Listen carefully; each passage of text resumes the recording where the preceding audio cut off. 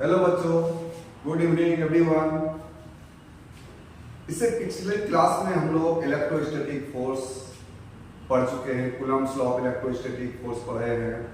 इसके बाद उसका वेक्टर फॉर्म भी पढ़े हैं। आज हम लोग जो चर्चा करेंगे डाइलेक्ट्रिक कांस्टेंट के बारे में। हम लोग इससे पिछले क्लास जो पढ़े थे परमिटिविटी के बारे में पढ़े थे। बोले थे कि परमिटिविटी क्या होता है। बताया गया था कि परमिटिविटी जो है वो स्ट्रेंथ को बताता है। क्या बताता है? स्ट्रेंथ को। अगर कोई भी चार्ज को अगर एयर में रखोगे उसमें जो फोर्स लगेगा और उसी चार्ज को अगर किसी मीडियम में रखोगे उसमें जो फोर्स लगेगा दोनों में अंतर हो जाता है। ऐसे प्रॉपर्टी जिसमें पाया जाता है उसी को हम लोग क्या बोलते हैं? परमिटिविटी बोलते हैं।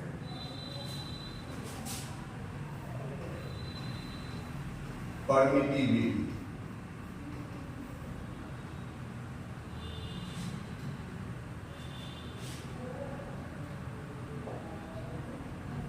permittivity. It is a property of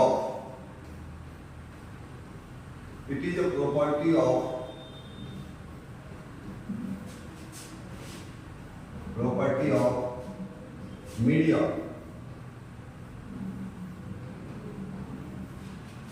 which determines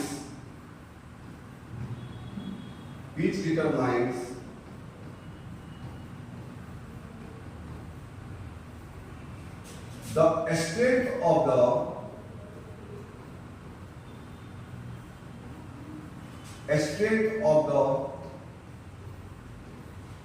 electric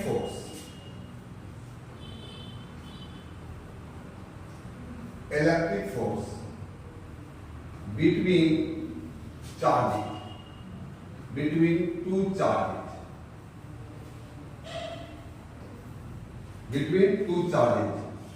when placed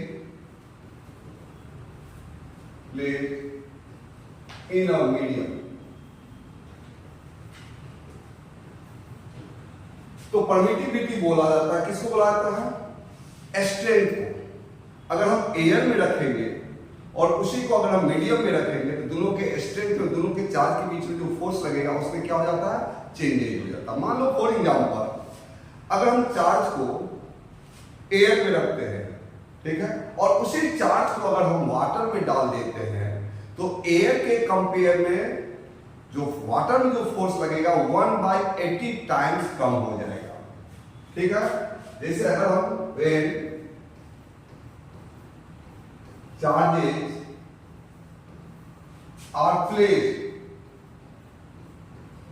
are placed at some distance in water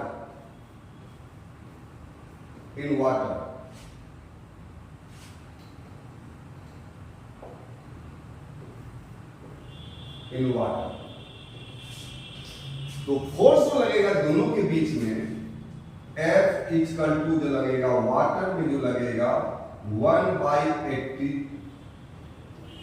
times of air. अब देखो जितना एयर में फोर्स लगता था उसका कितना टाइम्स है? 1/80 टाइम्स। यानी फोर्स घट गया कि बढ़ गया? फोर्स घट गया। यानी वही चार्ज है, अगर हम एयर में रखते हैं और उसमें जो फोर्स लगता है और उसी चार्ज को अगर हम वाटर में डाल देते हैं तो एयर के कंपेयर में कितना टाइम्स फोर्स घट गया? 1/80 टाइम्स फोर्स घट गया। इसका मतलब ये हुआ कि वाटर का जो परमिटिविटी है it means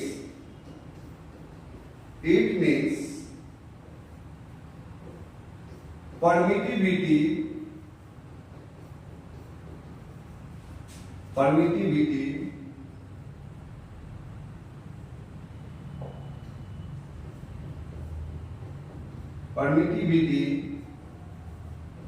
of water is 80 times more than more than समझ क्या बताया? परमिटिविटी क्या बताया? स्ट्रेंथ को बताया। परमिटिविटी क्या बताया? स्ट्रेंथ को बताया कि एयर के कंपेयर में अगर वाटर में रखते हैं तो कितना टाइम्स घट गया? 1/18 टाइम्स घट गया। इसका मतलब कि फोर्स यदि हम मीडियम में रखते हैं, वाटर में रखते हैं तो फोर्स घट गया। ताकि ये एक तरह का स्ट्रेंथ बताया। मीडियम का एक तरह का ये प्रॉपर्टी है जो क्या बताता है? इलेक्ट्रिक फोर्स के स्ट्रेंथ को बताता है। तो आज हम लोग इसी के विषय में हम लोग पढ़ेंगे डाइलेक्ट्रिक कांस्टेंट। डाइलेक्ट्रिक कांस्टेंट और इसी को हम लोग बोलते हैं रिलेटिव परमिटिविटी ऑफ फोर्स। ये रिलेटिव परमिटिविटी और डाइलेक्ट्रिक कांस्टेंट जो है ये अलग अलग टर्म में होता है। अभी हम लोग फोर्स के टर्म में पढ़ेंगे। आगे जब तुम कैपेसिटर पढ़ोगे तो कैपेसिटर के फॉर्म में भी पाया जाता है। अगर तुम इलेक्ट्रिक फील्ड पढ़ोगे तो इलेक्ट्रिक फील्ड में भी उसका यूज किया गया है। तो अलग अलग जगह पर ये रिलेटिव परमिटिविटी का यूज किया गया है। तो अलग अलग जगह पर इसका डेफिनेशन अलग अलग हो जाता है। ठीक है, तो आज हम लोग चर्चा करेंगे। वेरी इंपॉर्टेंट टर्म्स है रिलेटिव परमिटिविटी और इसी को हम लोग बोलते हैं डाइलेक्ट्रिक कांस्टेंट। तो ये रिलेटिव परमिटिविटी क्या होता है, यानी डाइलेक्ट्रिक कांस्टेंट क्या होता है?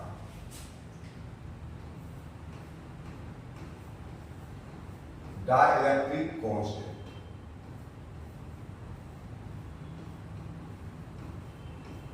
और इसी को क्या बोलोगे? Relative permittivity.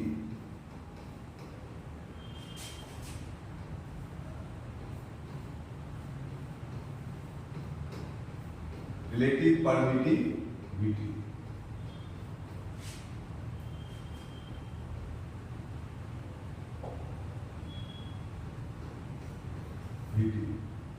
Of force. किस टर्म में पढ़ेंगे? फोर्स के टर्म में पढ़ेंगे। तो हम लोग डिफिनेशन पढ़ने से पहले हम लोग ये जान लें कि अगर दो चार्ज को if two charges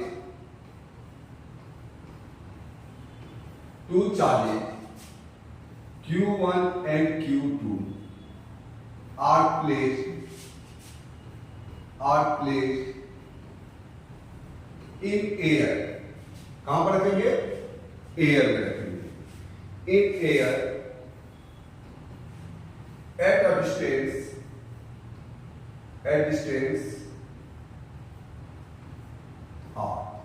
तो इससे पहले पढ़ चुके हैं। तो कितना फोर्स लगेगा? अगर चार्ज Q1 और Q2 को अगर एयर में रखेंगे r डिस्टेंस पर तो फोर्स कितना लगेगा? F। एयर लिख सकते हो या तो वैक्यूम भी लिख सकते हो, कोई दिक्कत नहीं। तो एयर या इसी को हम वैक्यूम भी लिख सकते हैं। कितना हो जाएगा बताओ? फॉर्मूला क्या पढ़ चुके हो? 1/4 pi epsilon not Q1 Q2 by R square. इसको इक्वेशन 1 मान लेते हैं। अगर इसी चार्ज को यानी Q1 और Q2 चार्ज को ही उतना ही डिस्टेंस पर जितना डिस्टेंस R रखा गया है, अगर इस चार्ज को हम किसी मीडियम में डाल देते हैं तब फोर्स क्या हो जाएगा? If same charges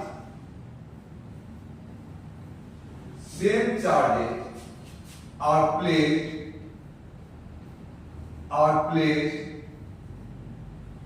in medium at same distance R। अगर उसी चार्ज को अगर हम मीडियम में डालते हैं, डिस्टेंस भी वही है, चार्ज भी वही है, तो फोर्स कितना लिखेंगे? F मीडियम लिख देंगे यहां पर।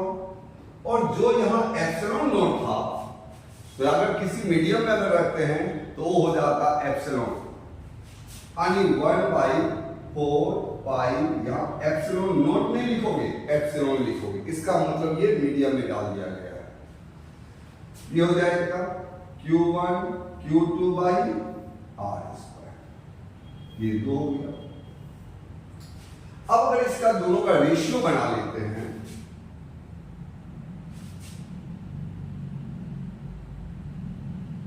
अगर इसका हम रेशियो बनाते हैं F air by F medium, क्या हो जाएगा? एयर में कितना दिया हुआ बताओ? 1/4 pi epsilon not Q1 Q2 by R square. और अगर इसको डिवाइड करते हैं तो जो नीचे वाला है वो कहां चला जाएगा? ऊपर चला जाएगा, यानी 4 पाई एप्सिलॉन नॉट। अगर इतना बाई करेंगे तो नीचे वाला कहां चला जाएगा? ऊपर, और ऊपर वाला नीचे आ जाएगा। ठीक है, यहां एप्सिलॉन नॉट नहीं लिखना है, एप्सिलॉन लिखना। अब बाई क्या हो जाएगा? Q1 Q2। क्या किया गया? F air by F medium दिखाया गया, तो F एयर में 1/4 pi epsilon not Q1 Q2 by R square है। अगर इसको बाई करोगे तो ये टर्म जो है ऊपर चला जाएगा, 4 पाई एप्सिलॉन नॉट, और R स्क्वायर ऊपर चला जाएगा।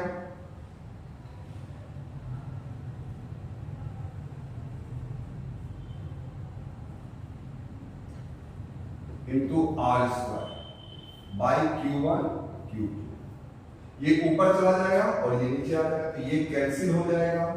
R स्क्वायर भी कैंसिल हो जाएगा, 4 पाई भी। तो क्या हो जाएगा बताओ? E by epsilon.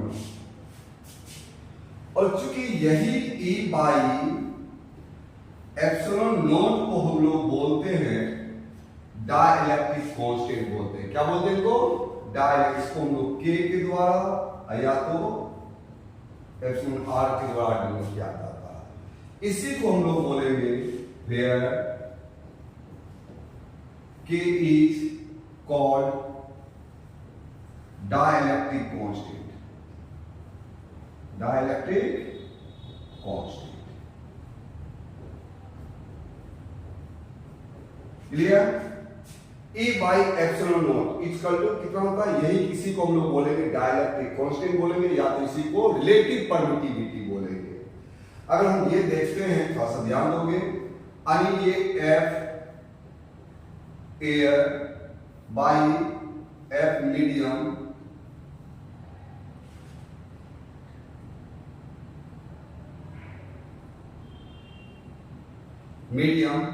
क्या हो जाएगा? E बाई एप्सिलॉन नॉट, इसी को हम लोग बोलेंगे K, और इसी को बोल सकते हैं relative permittivity.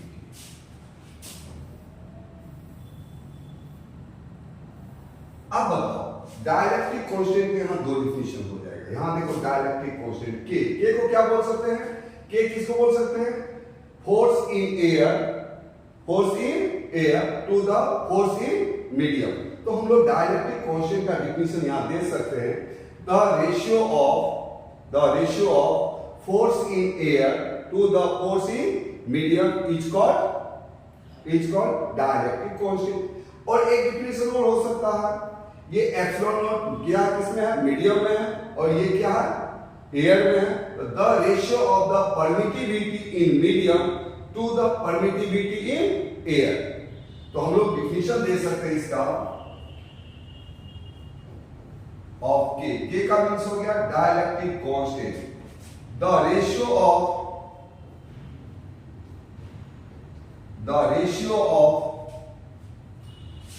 Force in air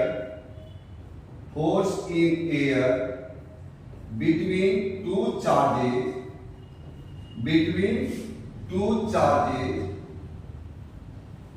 to the force in medium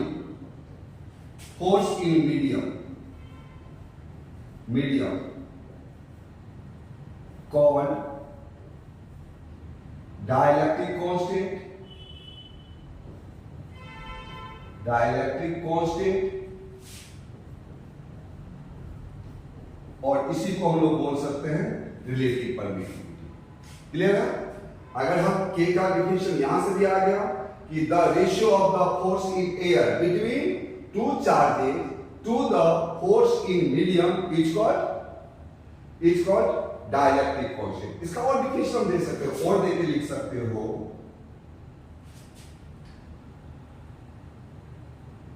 हो, क्या देखते हो यहां पर, K equal to E by epsilon not है। ये हो गया किसमें, परमिटिविटी इन मीडियम, ये हो गया परमिटिविटी इन एयर। तो फिर रेशियो यहां देख सकते हो, the ratio of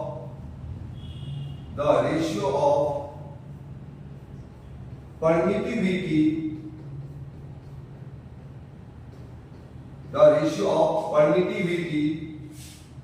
in medium to the permittivity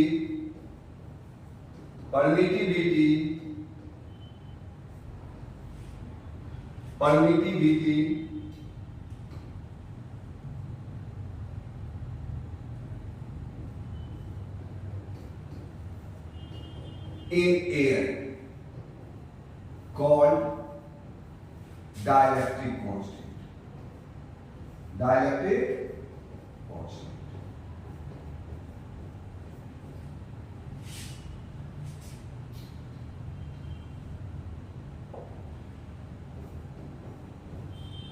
clear? तो डाइलेक्ट्रिक कांस्टेंट किसको बोलते हैं, ये तुम्हें याद रखना है। K इक्वल टू क्या, the force of air, the force in air to the force in medium, या बोल सकते हैं permittivity in medium to the permittivity in air, is called dielectric constant. Clear? ये का डेफिनेशन हो गया। अब देखो यहां पर ध्यान दोगे, वेरी इंपॉर्टेंट चीज है, अगर F एयर में हो, इसको वैक्यूम यूनिट लिख सकते हो, दोनों में जो डाइलेक्ट्रिक कांस्टेंट का जो वैल्यू होता है बहुत कम होता है, डिफर करता है। तो F मीडियम इक्वल टू क्या दिया हुआ बताओ, इक्वल टू यहां पर दिया हुआ एप्सिलॉन नॉट,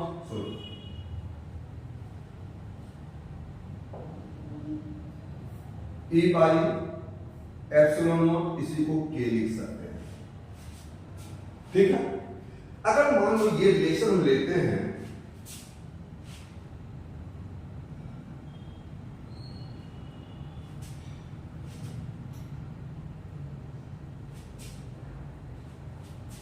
अगर हम इसको इसके बराबर करते हैं, तो देखो अगर F मीडियम का वैल्यू निकालते हैं, F मीडियम के साथ इसको मल्टीप्लाई करोगे, F मीडियम के साथ क्या करोगे, इनको बाय क्रॉस, तो इनटू K हो जाएगा, इक्वल टू F एयर ले लोगे। अगर F मीडियम का निकालते हैं, क्या हो जाएगा value, F air by K। Very important चीज आ गई। इसका मतलब ये हुआ, देखो ध्यान दोगे, अगर हम किसी चार्ज को मीडियम में रखते हैं, कहां रखेंगे, मीडियम में, तो डाइलेक्ट्रिक कांस्टेंट नीचे आया कि ऊपर आया, नीचे, और मीडियम ऊपर है, इसके साथ इनवर्सली प्रोपोर्शनल है कि डायरेक्टली प्रोपोर्शनल हुआ, इनवर्सली प्रोपोर्शनल हुआ। इसका मतलब ये है कि अगर किसी चार्ज को अगर हम मीडियम में रखते हैं, तो एयर के कंपेयर में कितना टाइम्स घट जाता है, 1/k टाइम्स क्या हो जाता है, घट जाता है। ठीक है? जैसे भी बताए थे, वाटर का डाइलेक्ट्रिक कांस्टेंट K कितना होता है, 80 होता है। वाटर का कितना होता है, अभी जस्ट बताया गया था, वाटर का डाइलेक्ट्रिक कांस्टेंट कितना होता है, वाटर का 80 होता है। अगर यहाँ 80 पुट कर देते हैं, तो वाटर एयर के कंपेयर में कितना टाइम्स घट जाएगा, 1/80 टाइम्स क्या हो जाएगा, घट जाएगा। नहीं, यानी एयरपोर्ट लिख सकते हैं, हम इनको लिख सकते हैं, the force in medium decreases 1/k times of air. Air के कंपेयर में मीडियम में कितना टाइम्स घट जाता है, 1/k टाइम्स क्या होता है, घट जाता है। इसको याद रखना है। एयर के कंपेयर में जब भी हमको डाइलेक्ट्रिक कांस्टेंट का वैल्यू दिया रहेगा, नहीं तो हम यहां पुट कर देते हैं तो मालूम हो जाएगा। देखो अलग अलग मटेरियल का अलग अलग डाइलेक्ट्रिक कांस्टेंट होता है। जैसे देखो अगर हम इंसुलेटर लेते हैं, फॉर इंसुलेटर, फॉर इंसुलेटर,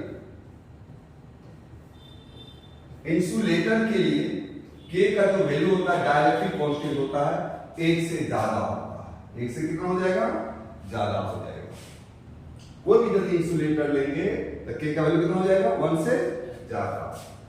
अगर फॉर एयर लेते हो तो एयर के लिए K का वैल्यू हो जाता है 1.0006 और अगर हम वैक्यूम के लिए लेते हैं, वैक्यूम के लिए लेते हैं तो इसमें K का वैल्यू कितना हो जाता है? 1।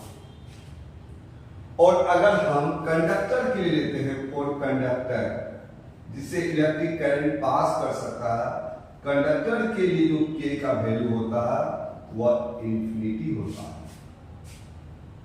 समझ में आ गया?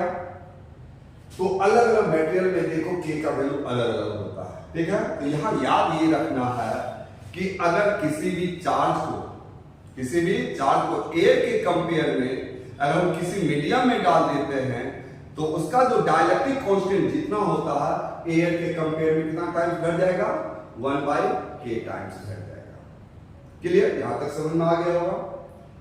तो इसमें एक बात ध्यान देना, वेरी इंपॉर्टेंट चीज अभी बता रहे हैं, पूछा जाता है बराबर कि अगर मान लो दो चार्ज है, दो चार्ज के बीच में हम डाइलेक्ट्रिक कांस्टेंट डाल देते हैं, डाइलेक्ट्रिक जिसका थिकनेस कुछ दिया हुआ है, तब इस पे कितना फोर्स लगेगा? ये वेरी इंपॉर्टेंट पॉइंट है, खास याद रखना है।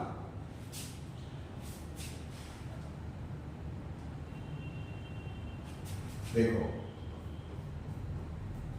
if a dielectric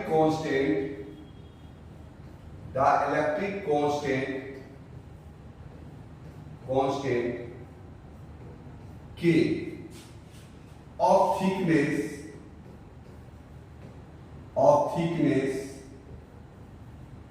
T is partially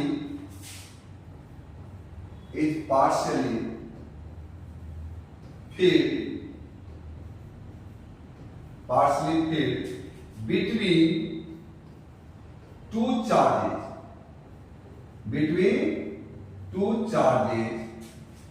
at a distance r,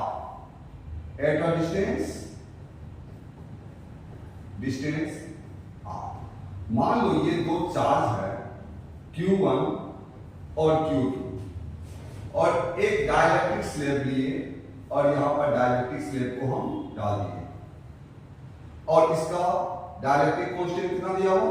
K और इसका थिकनेस कितना दिया हुआ? T और यहां से ये मान लेते हैं कितना डिस्टेंस पर है ये? R डिस्टेंस पर।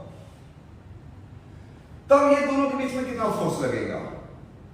तो ये तो क्लियर है कि जब डाइलेक्ट्रिक कांस्टेंट डाल दिया गया तो फोर्स घटेगा कि बढ़ेगा? फोर्स घटेगा, क्योंकि यहां इनवर्सली प्रोपोर्शनल है। एयर के कंपेयर में फोर्स क्या हो जाएगा?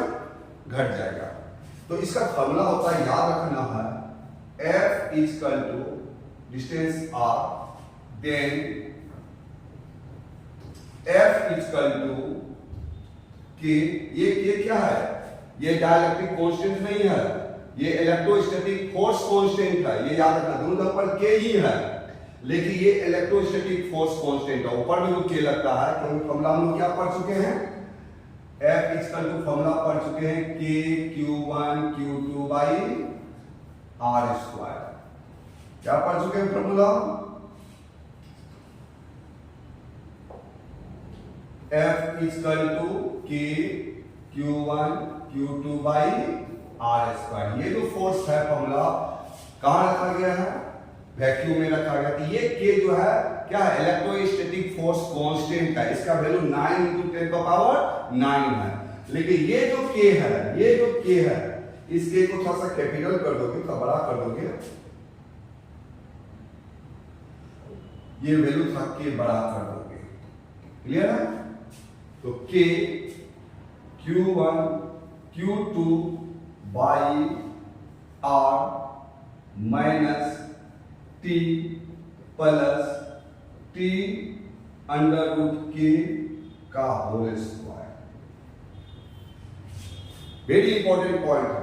क्या लिखा गया है?